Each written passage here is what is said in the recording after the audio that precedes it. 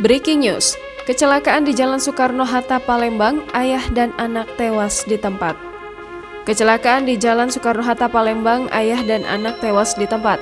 Informasi dihimpun kecelakaan menewaskan ayah dan anak pengendara sepeda motor saat keduanya melintas di Jalan Soekarno-Hatta, Palembang, tak jauh dari gedung PDAM Tirtamusi pada Sabtu 16 April 2022. Korban sedang berbonceng tiga, yakni ayah, ibu, dan anak saat melintas di lokasi kejadian. Sang ibu berhasil selamat, sedangkan suami dan anaknya dikabarkan tewas di tempat. Hingga berita ini diturunkan belum diketahui identitas korban maupun kronologi kecelakaan ini. Hanya saja diketahui korban mengendarai sepeda motor jenis Vario hitam.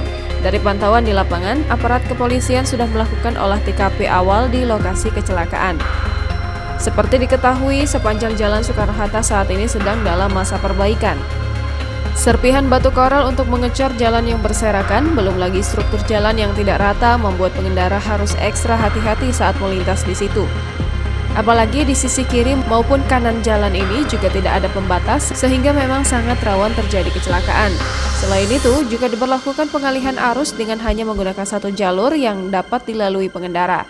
Hal ini membuat kendaraan pribadi maupun angkutan berat harus berbagi di satu ruas jalan yang sama dengan jarak yang dekat untuk bisa melintas. Tak heran, kemacetan panjang sudah jadi pemandangan yang dianggap biasa oleh masyarakat saat melintas di kawasan ini. Jangan lupa subscribe, share, komen, dan like ya!